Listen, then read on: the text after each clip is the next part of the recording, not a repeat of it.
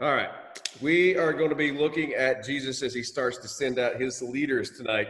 And at the top of your book, it says, hopefully you're on the same page as I am, page 116. And it is going to be about sending leaders out. And it says, after months of intensive leadership, it is finally time for the 12 apprentices to be sent out on their own mission trip. Remember, Jesus just called these 12 guys for two reasons.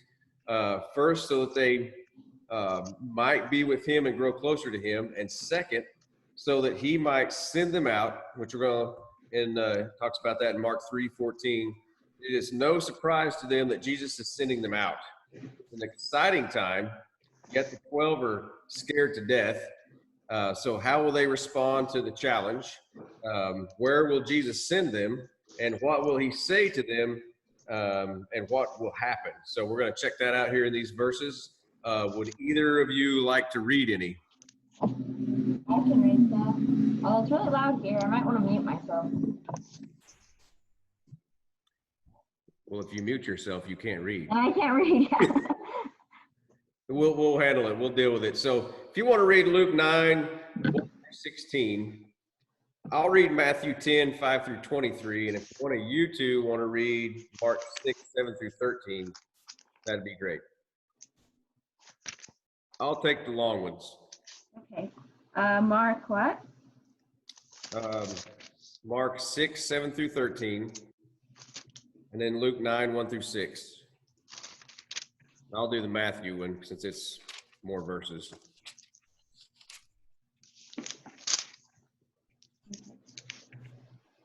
I can do Mark. Okay.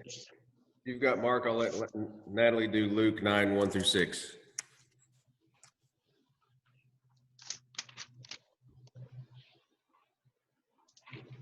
And Natalie, I'll let you go first whenever you get that, and I'll go next, and Andrew can go last.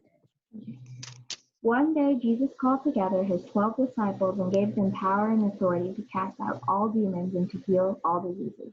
Then he sent them out to tell everyone about the kingdom of God and to heal the sick. Take nothing for your journey, he instructed them. Don't take a walking stick, a traveler's bag, food, money, or even a change of clothes. Wherever you go, stay in the same house until you leave town. And if the town refuses to welcome you, shake its dust from your feet as you leave, to show that you have abandoned those people to their fate.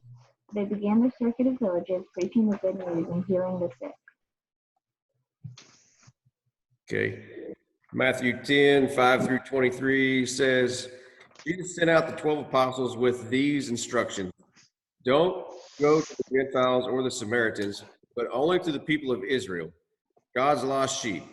Go and announce to them that the kingdom of heaven is near. Heal the sick, raise the dead, cure those with leprosy, and cast out demons. Give as freely as you have received. Don't take any money in your money belts, no gold, silver, or even copper coins. Don't carry a traveler's bag with a change of clothes and sandals and even a walking stick. Don't hesitate to accept hospitality, because those who work deserve to be fed. Whenever you enter a city or village, search for a worthy person and stay in his home until you leave town. When you enter the home, give it your blessing.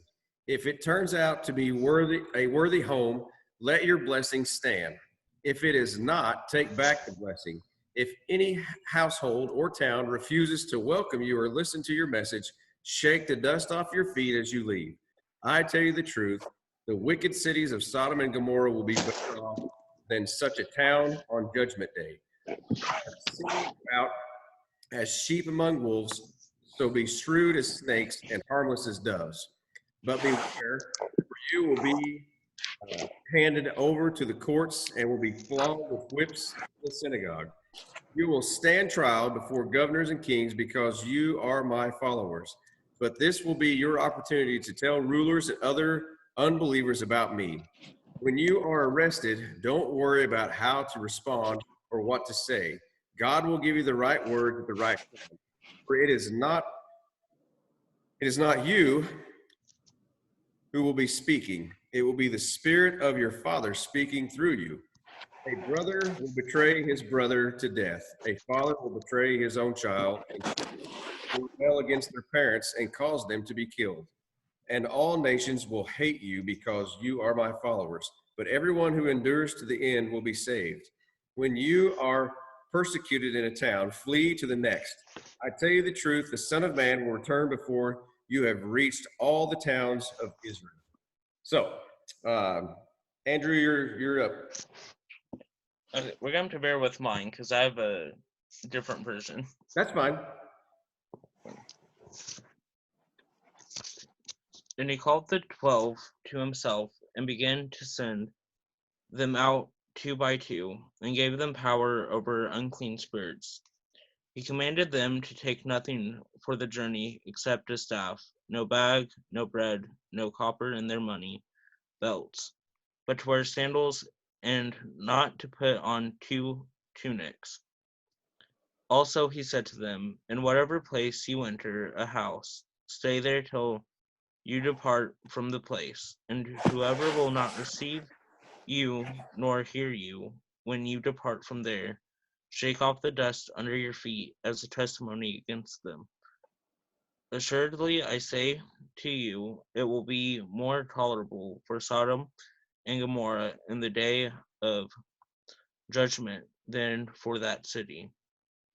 So they went out and preached that people should repent. And they cast out many demons and anointed with oil many who were sick and healed them. What version do you have, Andrew? I have a New King James. Okay. I think. Well, those are perfectly fine. Um, just the common thing here. If you were someone who was thinking about following Jesus, does all this really sound appealing? No. I mean, don't take no money, don't take no clothes. All these people are going to be against you. All this junk is going to be horrible, but push through to the end because you will be saved. And all these places, because if he says Sodom and Gomorrah is going to be better off than these places, and if you know the story of Sodom and Gomorrah, that's a nasty, vile, horrible place. And so it makes me wonder. A lot of people ask the question, how far will God let the world go before he sends Jesus back? And so if you look at Sodom and Gomorrah, he's even saying these places, or Sodom and Gomorrah, will be better off than what is ahead. So the world's got to get pretty doggone ugly before Christ returns. And right now it's getting pretty doggone ugly. So I'm not saying he's right around the corner, but he's right around the corner. So anyway, just some backstory for you real quick as the next deal in here says, preparatory to this story in Matthew 9:35 through 38, because it says, Jesus traveled through all the towns and villages of the area, teaching in the synagogues and announcing the good news about the kingdom. And he healed every kind of disease, illness. When he saw the crowds, he had compassion on them because they were confused and helpless like sheep without a shepherd. He said to his disciples, the harvest is great, but the workers are few. So pray to the Lord who is in charge of the harvest. Ask him to send more workers into the fields. And that's kind of like what a youth pastor should be praying, or a pastor of a church should be praying almost daily, is that the harvest is great. Send more workers into the field. Because right now, if the pastor was to fall over dead, would the church stop existing?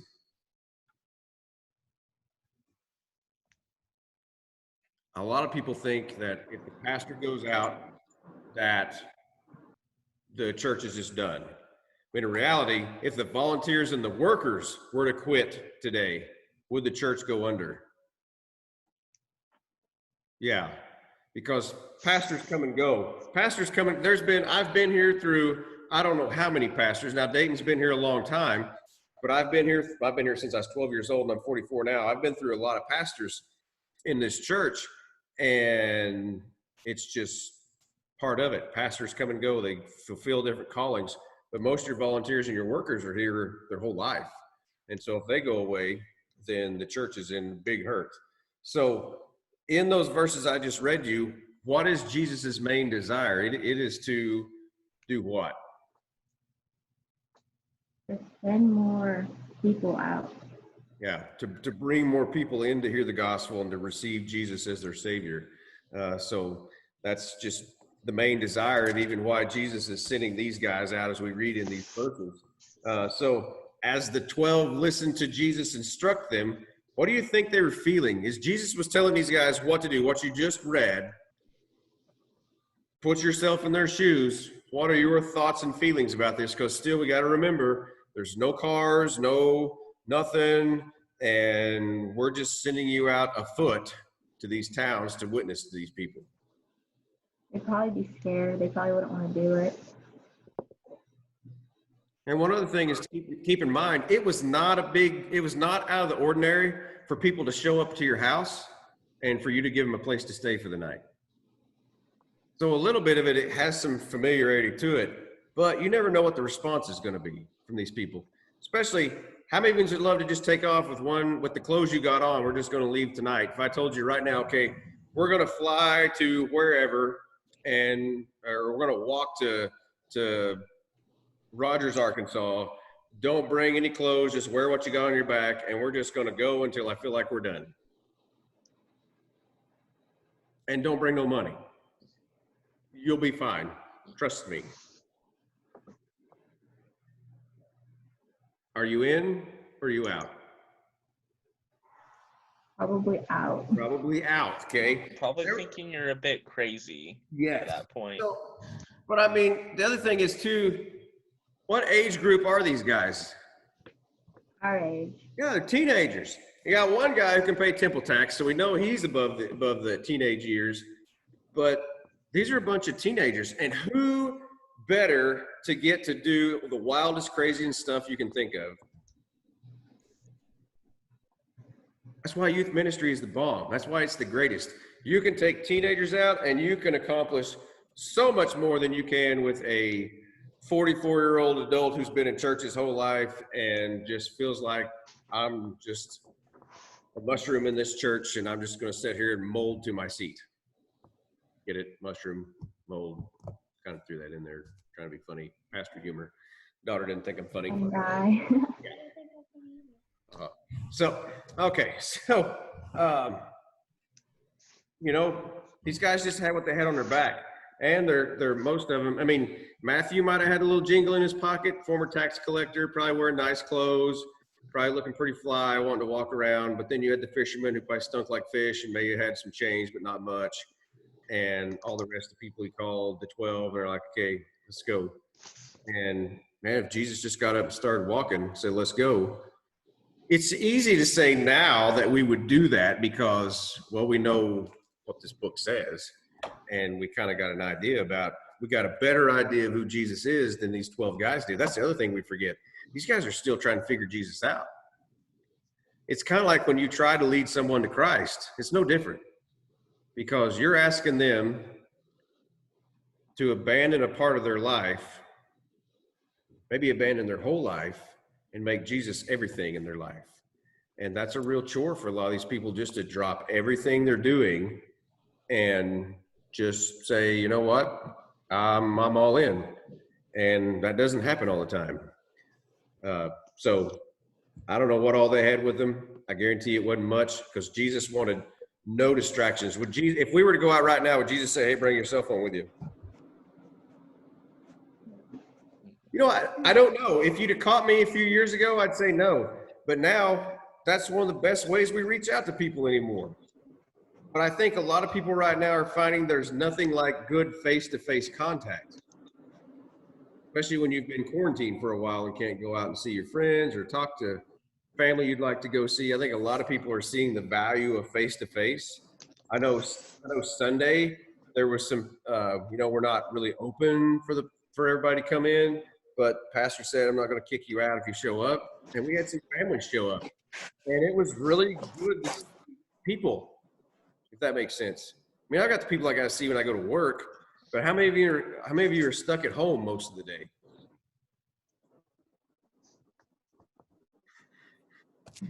That one is. Well, she ain't got a choice. I mean, I don't know if Natalie's tearing the streets up driving a car around yet since she's 16, but maybe not. Are you hitting the highway? Kind of. I'm not tearing the streets up, but I can drive. Not burning rubber on the cars? No. Okay. So next part is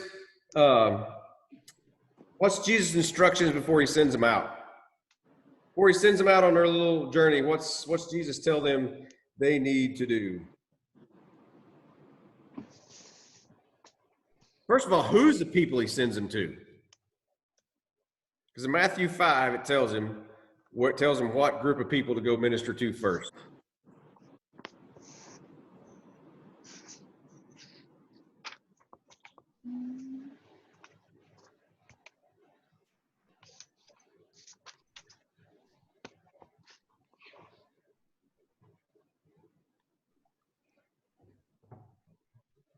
To the people of Israel. Mm-hmm. You know, and that's maybe strikes people as thinking that Jesus was not caring about the Gentiles at first, but who has a better idea of who God is or any knowledge of God, period? The Gentiles or the Jews? The Jews. The Jews are. See, so you already got one foot kind of in the door already, so why not just take the other foot in, kind of help get them? Because if you was to show up and just fully blown talk to the Gentiles about God, you might blow their mind. I mean, you might like just totally overwhelm them that they have really no concept of it. I mean, if you really look at Paul, his conversion actually started the day he started learning as a child about God. And everybody thinks his conversion happened on that road, but God was preparing him for that road starting when he started having him learn about the laws of Moses and all the way up, because Paul had such great knowledge of the Pharisees and Sadducees, because it's what he was working for, that he already had one foot in the door already. So it was way better for him to be converted as a Jew than it was a Gentile. It probably gets a little off track a little bit, but that's what it was. And then not only that, go heal all these people, go cast out these demons, go minister to people's afflictions, because are you going to get closer to talking to people about their afflictions, bringing them to Christ, than you are about their victories? Where are they the most vulnerable? In their afflictions. In their afflictions. I mean, more Christians pray when they're feeling distressed. I mean, a lot of people think suicide happens because of depression. It doesn't. It happens because of distress in someone's life. Everybody is depressed. I hate to tell you that. In some form or fashion right now, you're depressed about something. It's when you're in desperation, when you're in distress, that's when those thoughts start entering your head. And so that's just the way God had this all lined out. So Jesus instructs them to go heal all these people, deal with their afflictions. And then we read on while he talks about what they're supposed to take with them, what they're supposed to do, and even what they're supposed to be like. You know, shrewd as snakes, but you're supposed to be as harmless as doves. So what lesson do you think they learned from this mission trip?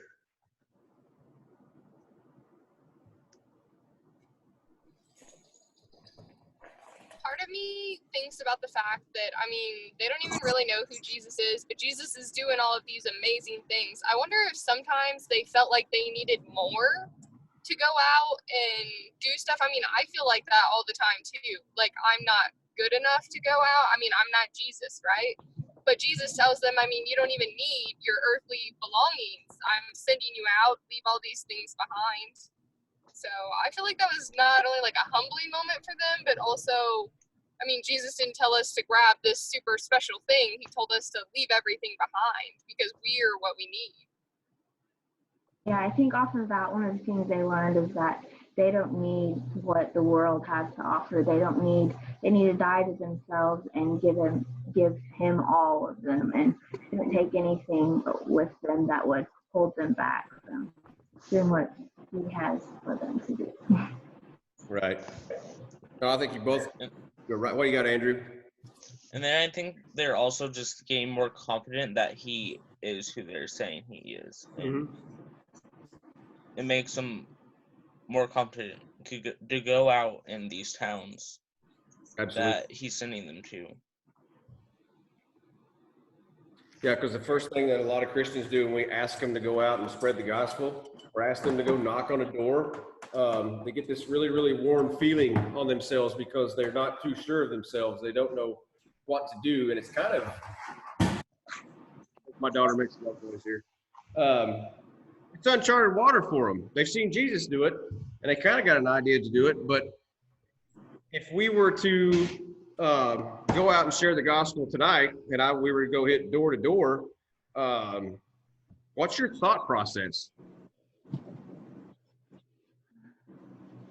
Probably are they gonna like shut the door, especially if they think we have coronavirus? Yeah, I forgot about that dumb thing. I'm gonna try Wednesday night. I'm gonna try and preach without talking about the coronavirus. Try. Don't. If someone asks you about it, pretend you don't know what's going on. What is that? It's an ugly bat. No, but most people are like, I'm not prepared. I've known deacons in a church who couldn't share the gospel or lead anybody to Christ to save their life. And I had one tell me that. I don't know, I was asking one night at a youth event I was at, and like going around to guys that I knew were deacons, and I was like, hey, we got these students, there's gonna be students making decisions at the end. Can you help if some students need to make a profession of faith and come to know Christ? And there was like 2 or 3 of them going, I don't know how to do that. My big question is, you hate to second guess the church, but I think if I'm going to nominate, put some people in the role of leadership in the church, I want to make doggone sure they know how to lead somebody to Christ. And it's not rocket science, but it kind of makes you, like I told you guys before, going out and knocking on the door and nobody answering is easy. Because I had Greg Steer asked me one time, he's like, so what's the hardest part about sharing the gospel door to door? And I said, knocking on the door, easy. Somebody slamming in the door in your face, telling you no, real easy. When somebody says, tell me more, that's when we're like, oh crap, they actually want to interact with me. I've got to talk to them, because this is life or death. This is the most important thing in the world. There's nothing more important. Their own health, their physical health condition is not even as important as what you're trying to give them there at that moment. And so if we don't take it that serious, we're cheating these people that we're trying to minister to out of a whole bunch. You have anything? No? You good? You tracking along with us? You understand everything? You got it down? She's ready to go out and share the gospel. She's ready to knock on doors. Ready to knock on doors?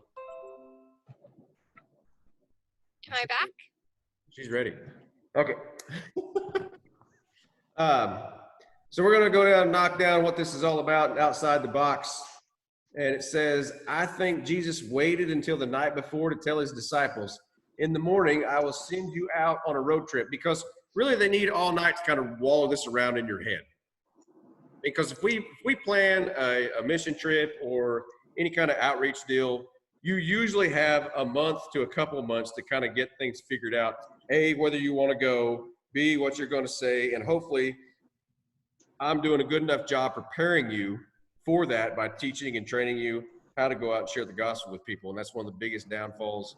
And that's where I love that I get the chance to work with these guys right here, Multiply Ministries, because that's what we do. We go around and help youth leaders learn how to train their teenagers, how to share the gospel. And that's a huge area that's lacking in youth ministry today and in adult ministry, period.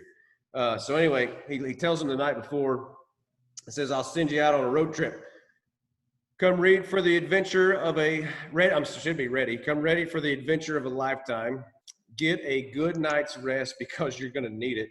I imagine they did not sleep much that night, because their minds raced with questions about the coming adventure. As day breaks, they assemble around the fire and get a little breakfast. Jesus mingles among them and embraces each one. He notes that each one has brought what each one has brought for their journey. Quiets the 12 down and has them take a seat on the ground. A few last words of instruction, and they will be ready to go. This is the culmination of his promise to them that he would send them out, which he tells them that in Mark 3:14. I'm sure some thought they were ready, and others were scared and very unsure of what's about to happen, because it says, what did he tell them before he was sending them off? But he it's kind of like whenever we were in Denver, I know that one student was scared to death to share the gospel with people. just wasn't sure if they'd be able to do it, because how many of you still are apprehensive or just, if you were to go by yourself, would be scared to death? Yes. That's what I want you to notice. Jesus never sent anybody out by themselves to share the gospel. And so the one that I had was nervous and scared to death to do it.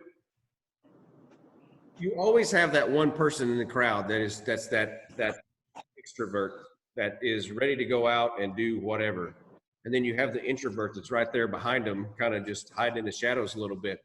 But I've seen introverts compliment the extrovert in a way, because the introvert or the extrovert is talking so fast and trying to get everything in, and their mouth is running like it's a weed eater. And do those people forget stuff? Absolutely. Yeah, we do. Their mouths get to running so fast and they just forget everything there is to do. And then boom, you have this one that pops up right here. And she's like, hey, you forgot to say this. So That actually happened with me and Harley. Yeah. So I want to make sure that you know this, because he forgot to say that. That's where she's going to point at me. Hey, he forgot to say, you know, I've got the Life in 6 Words banner right behind me that I love so much. And he forgot to say that life with Jesus starts now and lasts forever. Okay. Because I can get through all the rest of the stuff, but you have that one person who thinks they're too inadequate or too scared. And the whole time they're listening to that extrovert sharing the gospel, and they're going, they forgot this.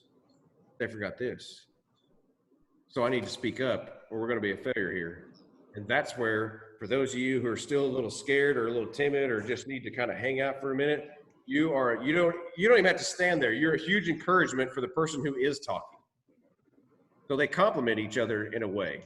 So don't ever think that you're not important or that you're not contributing if you're not doing all the talking. Because sometimes the bucket mouse can actually ruin it, or they can forget something. Does that make sense? If it doesn't, it's okay to say, no, that'll make a lick of sense. So anyway, it says, first Jesus dropped everything you packed for the journey on the ground in front of you. So throw your wallet, your keys, your purse, your cell phone, throw everything that you have with you on the ground right now. You're not taking it with you. You won't need it. Take nothing. You won't need that staff, Peter. You can leave the bag, John. James, that loaf of bread in your pocket can stay behind. And Matthew, you don't need any of your money. No extra tunics, Andrew. Just leave everything here. I will be praying for you. You will go like sheep among wolves, but you will see great things. How great would it be to have Jesus praying for you in the morning as you go to head out the door? It would be amazing. Who says he's not? Holy Because like right now, Elevation's got a really, really great song that I love right now. And it even says, what would you do if he walked into the room? So right now, I can see Andrew sitting there, and all of a sudden you see Jesus walk up behind Andrew and start being a part of this study. What would you do? First of all, I'm getting in my car and I'm going to Andrew's house, okay? But what would you do? What would you do if Jesus just walks up, physical form, right behind Andrew right now and says, I want to be a part of this study. I want to pray for you guys while you're doing it. I'd be excited.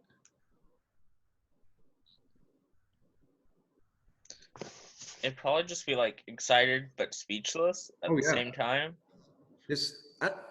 I'd like to think that I'd shut up and say, here, Jesus, this is yours. Okay, I'm just going to sit back. You teach me. Okay, but then sometimes I get to looking at what Peter did on the mountain when Jesus was there, and you got Elijah and Moses and all of them showed up, and Peter's like, you want me to build a structure? You want me to do this? You want me to do that? And Jesus is like, shut up, sit down, just chill out. Okay, it's okay. You don't have to do everything. And so I don't know. I think I see if I get nervous and talk when you get nervous. Mm-hmm. Like my wife, it's so funny. She would go train with me in boxing or even in jiu-jitsu, and she had some knowledge, just enough to be a little bit dangerous. And she was training with this girl that was a professional fighter, and she was from Laos. And so she's training with this girl, and she'd be punching my wife, or she'd be choking her sometimes. and she's over there giggling. My wife is giggling like everything's fine, but I'm seeing her face turn blue or her face turn red from being punched, and she's giggling. That's what she does when she gets nervous. See around her neck, she'll get red splotches and all this stuff around her neck when she gets nervous. It kind of grows and all that junk, but that's her nervous thing. Do you have a nervous twitch? I have a really obnoxious nervous twitch that I don't even realize. I snap my fingers like reluctantly. Like I don't even realize I'm doing it. So Nancy Jester actually pointed it out. I will just laugh. It could be the most serious thing ever, and I'd laugh. I try to embarrass myself more so it looks like I did it on purpose, and I don't know why. And it's really bad. What's your nervous twitch? Do you have a nervousness? This is your nervousness? Okay. She's like her daddy. When I get real nervous, quiet. I mean, when I'm serious, I'm not saying a word. So, all right, we'll move on past our silly little quirks that we have. Why would Jesus send them out with minimal creature comforts? What could he possibly wanting to teach them? What was he trying to teach them by saying, take nothing, go? What you have on is it. Not what you have in your pockets, but what you have on, go. What's he trying to teach these guys? That even when they have nothing, he will still provide for them. Okay. When they need it. Well, I mean, they have absolutely everything they need.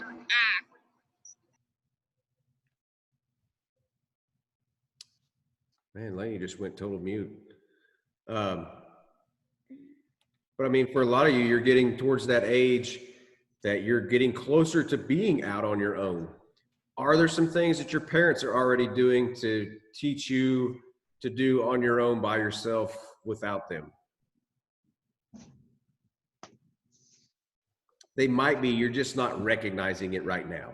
You know, there may be some things they're teaching you to do or training you to do that are life lessons, things like that, that you just don't realize that they are doing. So you trust me, if you're not there yet, you will get there. So I believe he wanted to teach them dependency on the Father. He sent them out just like the Father had sent him into the world, in complete dependence of God for everything that they would need. Because Jesus came into this world buck naked, nothing, as a baby, okay? He had squat. He didn't have money. He didn't have clothes. He had some really great parents, and that really helped a bunch to help him get through. But he came as vulnerable as God could come, as a little baby, because there is nothing more vulnerable than an infant child, right? Because they're totally dependent on the parents even. So he was going to teach them a lesson. This was a crucial time in the movement. Would they depend on the Father? We hope so. Not for their physical needs, but even for the words that would come out of their mouths. He instructed them, don't worry about how to respond or what to say. How many of you worry about that? What do I say to these people when I'm talking to them? How do I respond to their questions? Yeah, I would. No, I still do. And I teach people how to do this. And I still have moments where I'm kind of caught off guard a little bit and I'm going, oh crap, what do I say? Especially when somebody challenges me with a really in-depth. If it's top 10, I would have paid for it. Oh, no, you don't have to pay for my gas. I prepaid anyways with my card. Okay. Glad she got her gas taken care of. So he says, don't worry about anything. God will give you the right words at the right time. For it's not you who will be speaking. It will be the Spirit of your Father speaking through you. So when you go out and share the gospel with people, when you are talking to people about Jesus, guess who's talking? You like to think it's you, correct? But who's fueling that inside you to even want to share the gospel with somebody, to be able to try and lead someone to Christ? How would you feel that all of a sudden God has taken over my body? God has taken over my speech, my thought process. This is how he speaks to me. God doesn't speak in an audible voice. He speaks by the things that he impresses on me. And so it's kind of crazy if we really sit back and realized how much God was doing through us, that we would realize he's actually in this study right now. He's in this room. He's in each one of our rooms right now. He's in Laney's car. He's standing behind Andrew right now watching all of this. So I have to keep all that in mind. So, I put it that it's a wow moment. This experience is to teach them to fully depend on the Father. Jesus so wanted them to understand that if they would have faith in their Father, he would provide everything they needed. Remember the expectations he gave them months before in Luke 6:20 through 22. He said, "You are blessed when you are poor, hungry, weeping, and people speak evil of you." I could have done good with the poor, okay? I know what it's like to be poor, because I am. I know what it's like to be hungry. I know what it's like to be sad, but he could have left the part out where they're speaking evil of me. Because nobody wants to be talked bad about. I'd rather be hungry than have people trashing me. Are you the same or are you different? I can do without a cheeseburger versus a backstabbing. How about you? Lord Gene, recite our D group Bible verse. Do it. No. So, I don't like to be talked bad about, but it happens. Each of these things they leave behind corresponds with something from Luke 6. Jesus then gives them instructions about how they are to enter the cities and villages and where exactly they are supposed to go. This is a mission trip to the lost sheep of Israel. Matthew 10:5 through 6 talks about that. The mission trip is to be within their own country.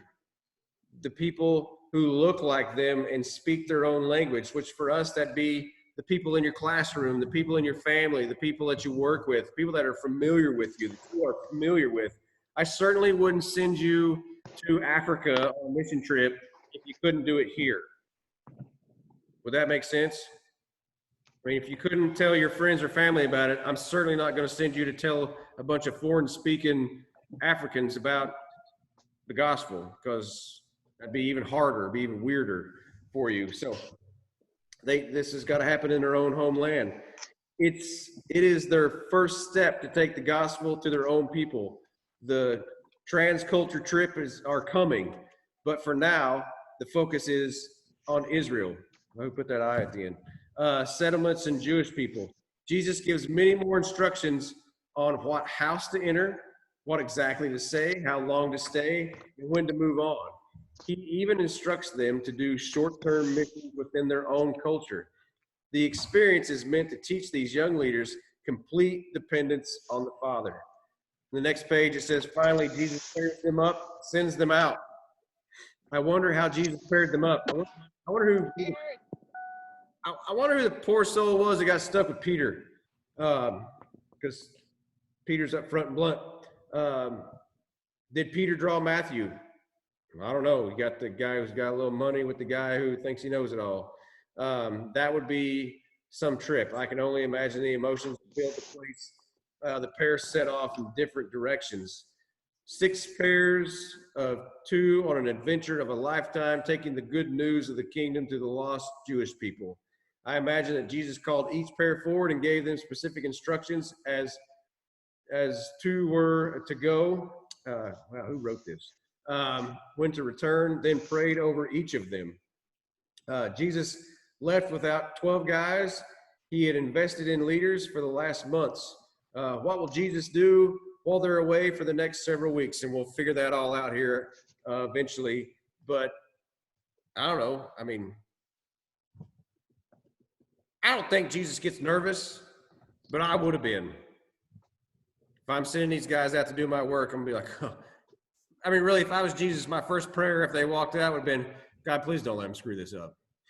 Don't let them jack this up. That would have been me. I don't know what yours would have been, but that would have been mine.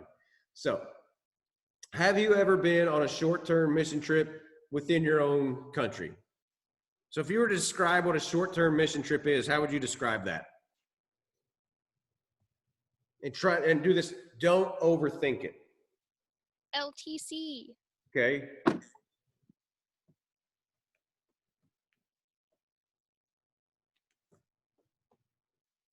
Because I'm so excited, I'm going to preach on Wednesday night on worship. and I think it's gonna, because people's mind on worship is wrong. Most Christians' minds of worship is wrong, but most people's mindset of a mission trip is wrong, because a lot of them think we have to go dig a well in Africa, do this or that in China, do this or that in Mexico or whatever. But what is the main goal of a mission trip? To share Jesus with others. So what's your short-term mission trip?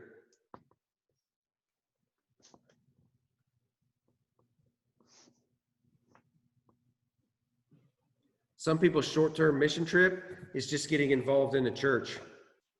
Because right now, we've got people that sit in those seats over there in the auditorium on Sundays that they have no more of an idea how to share the gospel than a 2-year-old knows how to tie shoes. I mean, that's just the reality of it. And some of these people, it would be so good to send them on a short-term mission trip. When I say that, maybe an outreach day of going out and sharing the gospel in your community. Maybe just take the time to go invest in family at their house. Go show up at their house and say, hey, you know, you don't have to, like, hey, I'm coming over to share to beat you in the head with the Bible and tell you about Jesus, okay? You got to be sneaky about this, okay? You got to invite them over to your house for supper. The mission trip can happen at your house, okay, if that makes sense. You invite the masses over to your house. You have a fire pit or you have some good food. Nobody can afford $11 a pound hamburger right now, but bring them over. Feed them chicken, okay? Chicken's not high right now. Our mission trip, a lot of times, is where God has planted you. But don't be afraid to go a little further outside of that. Get comfortable sharing the gospel locally where you're at, and then go out. I'd highly recommend, if we do any kind of mission trips here at church, or Natalie, you're at your church, I recommend you go. And even if it's just to observe and get an idea of how it works, because it experience makes you better. It helps free you up mentally and physically to do these things for people, spiritually more than anything. I know it has changed my life and the lives of my own disciples. Now you have to instruct, or you have the instructions manual for what kind of experience. Why not plan one with some of your disciples? It doesn't have to be some huge expensive thing. It's simple. Just go out with the gospel and nothing else. You will be instructing God, or you'll be trusting God to provide for everything you need. You don't need to raise money before or during the trip. Remember, it is a trip in your own area with people who speak your language and have your same customs. I can guarantee you one thing: if you take on this challenge, it will be an adventure. I imagine for most of you, it will scare the life out of you, as it did for most of the disciples. Pray about it and chat with your disciples as you look at this passage together, and take a risk and set a date. Now, we all know that I wasn't expecting the coronavirus whenever I issued this out, so I don't know when those dates are, okay? But I can tell you that I have taken some teenagers on some little further mission trips out of the state, that they just had to trust me. Lainey was one of them. They just had to trust me that everything was going to be fine. And that's a huge step for them, just themselves. It was a huge step for me to say, okay, God, I'm going to take these kids, because I had to trust God to get us out there and get us back safely, because I had my wife and teenage girls to take care of, plus myself. Luckily, there was no head cases in the bunch. Okay. That's always a blessing. So, anything before we get into the verses?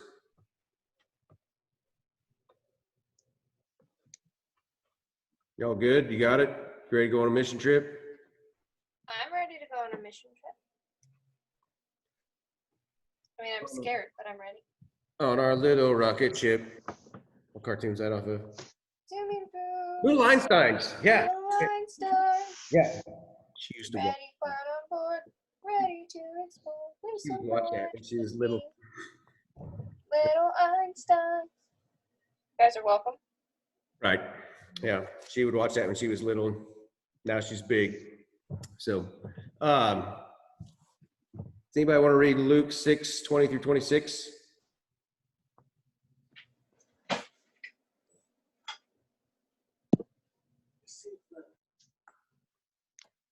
Or I can do it first and you guys can do the rest because they're pretty short.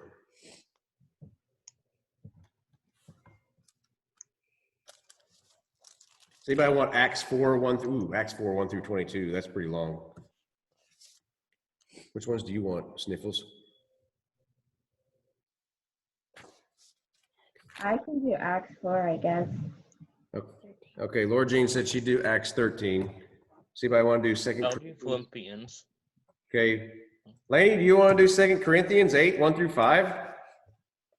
2 Corinthians 8, 1 through 5 is what you said? Yes. 2 Chrono 1 through 8, 1 through 5. I can look her up. Okay. I'm going to do Luke 6, 20 through 26, and then I'll jump over to Luke 9, 3 through 5, because they are connected with each other. So I'm going to go ahead and kick it off if you guys are ready. Luke 6, 20 through 26 says, drum roll, then Jesus turned to the disciples and said, God bless you who are poor, for the kingdom of God is yours. God bless you who are hungry now, for you will be satisfied. God bless you who weep now, for in due time you will laugh. What blessings await you when people hate you and exclude you and mock you and curse you as evil because you follow the Son of Man. How exciting. When that happens, be happy. Yes, leap for joy, for a great reward awaits you in heaven. And remember, their ancestors treated the ancient prophets the same way. Yikes. What sorrow awaits you who are rich, for you have your only happiness now. What sorrow awaits you who are fat and prosperous now, for time of awful hunger awaits you. What sorrow awaits you who laugh now, for your laughing will turn to mourning and sorrow. What sorrow awaits you who are praised by the crowds, for their ancestors also praised false prophets. I'm going to tell you right now, that's not friendly Jesus right there. You're a bunch of punks, Jesus, okay? I'm going to jump over to Luke 9. Maybe Luke 9's happier, okay? I don't know. Do you think it's happier? We're going to see. Luke 9, 3 through 5. It may be happier, it may not. Take nothing for your journey. He instructed them. Don't take a walking stick, a traveler's bag, food, money, or even a change of clothes. Wherever you go, stay in the same house until you leave town. And if a town refuses to welcome you, shake the dust off your feet as you leave to show that you have abandoned those people and their fate. It's still not happy Jesus, okay? It's like, you know what? You don't like what I got to say? There's your dust back. I don't want any part of your town. I'm leaving, okay? Wow, mic drop, okay? This is not, I mean, when Jesus gets to talking about sharing the gospel with people and they reject you, this is not friendly Jesus. This is like, you are damned to hell, Jesus. And I don't think people realize this part of Jesus exists. Because which Jesus do we want to think about? We want to think about cute and cuddly Jesus. Okay, little sweet, loving Jesus. So we want to think about. Okay, I'm done. Acts 4, 122. While Peter and John were speaking to the people, they were confronted by the priests, the captain of the temple guard, and some of the Sadducees.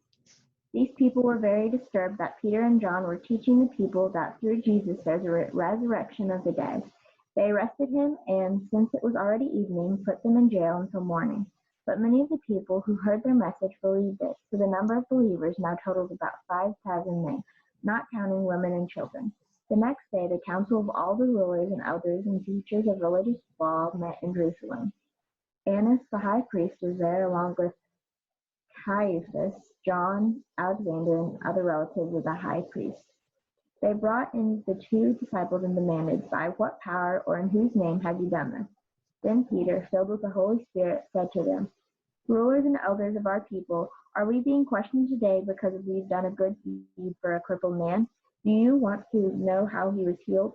Let me clearly state to all of you and to all the people of Israel that he was healed by the powerful name of Jesus Christ the Nazarene, the man you crucified, but whom God God raised from the dead.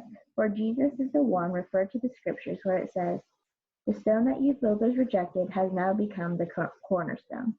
There is salvation in no one else. God has given no other name under heaven by which we must be saved. The members of the council were amazed when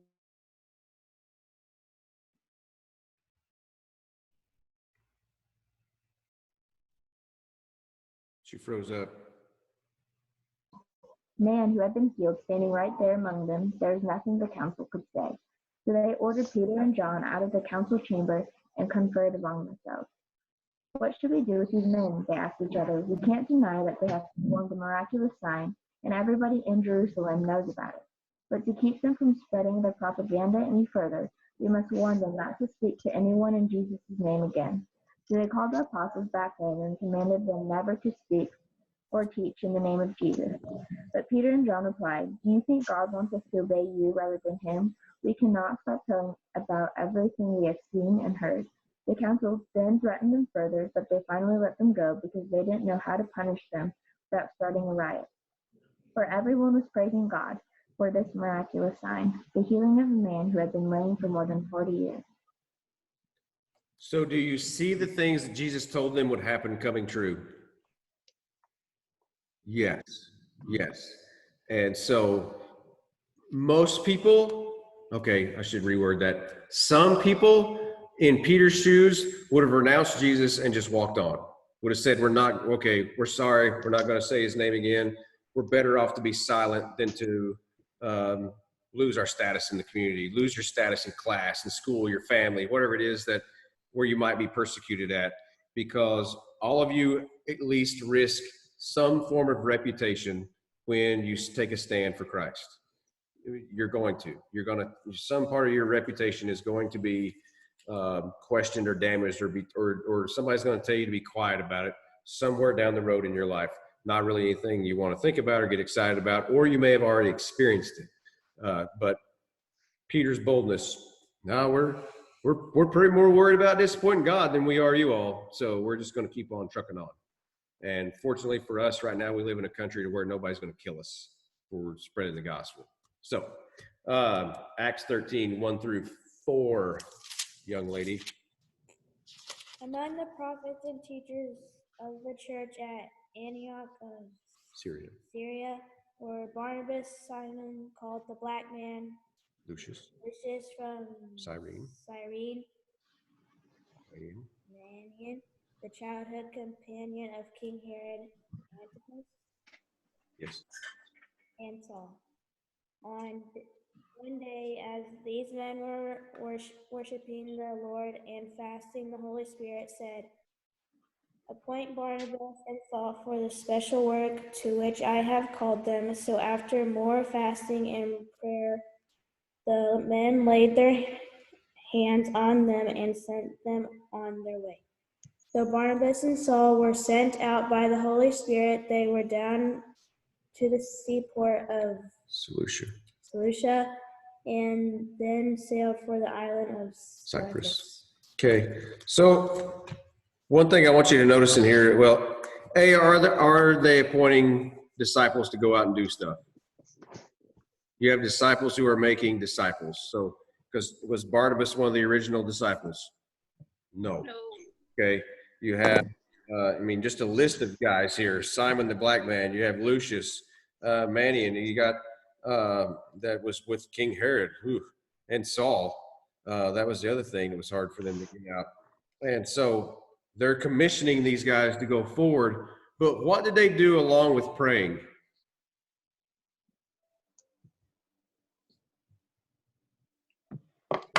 It's in verse 3. So after more fasting, fasting means you're not eating. Okay, in their day and time, people today like to fast from whatever, but they were fasting from eating. So they were leaving even more hungry than they were before, and they're depending on God to take care of their physical needs and their spiritual needs. So just get to see everything that Jesus talks about again coming full circle with this. 2 Corinthians 8, 1-5. That's me. Okay. Now I want you to know, dear brothers and sisters, what God in his kindness has done through the churches in Macedonia. They are being tested by many troubles, and they are very poor, but they are also filled with abundant joy, which has overflowed in rich generosity. For I can testify that they give not only what they could afford, but far more, and they did it of their own free will. They begged us again and again for the privilege of sharing in the gift for the believers in Jerusalem. They even did more than we had hoped, for their action was to give themselves to the Lord and to us just as God wanted them to do. Okay. So you get to see these believers even giving up, because giving up possessions in this day and time, was that a big deal? Yes. Yeah. So if I'm asking you to give me, Alexander Musk just Huh? did that or something? do what? The Tesla guy made a big deal about the fact that he was giving up all earthly possessions and he wasn't like gonna own a house or anything like that. Mm-hmm. I know that one of the guys that impresses me the most, I don't know if you know who Bob Goff is. He wrote a book called Love Does. It's a really good book, but he would give up something every Thursday. Every Thursday he would give up something. And he was a pretty wealthy guy, and he had built orphanages in Africa and different places across Asia and things of that nature. And he would give something up every Thursday, and he was a part of this he owned this multi-million-dollar law firm in California. And one day he just sees that it's a huge distraction from his work for the Lord, and just walks to his senior partner and goes, "Here," and hands him the key to the building and just walks off. Wow. Gave everything up. For a lot of people, that would be no big deal. For some people, it'd be a huge deal to just give everything up, give everything they own right now, and just leave and follow. And I think of those missionaries who just leave and take off to a foreign country, teetotally, not knowing anybody and having to trust that God is going to take care of them. I have huge admiration for them for what they do. Philippians 4:10-14. But I rejoiced in the Lord greatly, that now at last your care for me has flourished again. Through you surely did, but you lacked opportunity. Not that I speak in regard to need, for I have learned in whatever state I am to be content. I know how to be abased, and all I know how to abound. Everywhere and in all things I have learned both to be full and to be hungry, both to abound and to suffer need. I can do all things through Christ, who strengthens me. Nevertheless, you have done well that you shared in my distress. Okay, so Paul's given the great example, because really, if you get to read and study the life of Paul, Paul should have had a therapist. Okay, Paul had been through everything under the sun. Paul should have been seeing a shrink like crazy, but Paul also had a lot of time walking from town to town because he didn't drive. You know, if Natalie was to jump in whatever hot rod she had right now and to drive to Washburn from her house, how long would it take you to drive from Washburn from your house? 8 minutes, maybe? I don't know. 8 minutes. How long would it take for you to walk it? Much longer. Much longer. So if you were to drive to Monette even, it would take you probably what, 30 minutes? Yeah. Yeah. How long would it take for you to walk it? A long time. Long time. So Paul had a lot of time to reflect and talk to God from one town to the next town, which is really something that we don't have, because life is like this. Things switch like that. But Paul was like, okay, I know what it's like to have, and I know what it's like to have not. Okay. And so he has to remember, that's one thing that I try to invest in other youth leaders, even to let them know, okay, you need to not be judging the student right now on what they're doing based on the knowledge you have, but take yourself back to the knowledge you had then as well when you were their age, and would you be so tough on them? And a lot of them will say no, because I take for granted right now, I know a little more. I know the rest of the story. I know a little more to the consequences or the actions or the rewards or the dangers ahead. And so Paul was like, we have to remember what it's like when we have the good days. We have to remember what it's like when we have the bad days, and just really remember who's in control. So I don't know if tonight's study helped you any or not. I hope that God spoke to your heart in some form or fashion. Because even though I've been through this thing a gazillion times, I still learn something new every time I read it or he speaks something new to me. And I hope that you guys get the same thing every week. So, does anybody got any questions or anything before we get out of here? I don't want to keep the van drivers waiting. Oh, wait, there is none. I was confused. I don't know. I just want to thank you guys.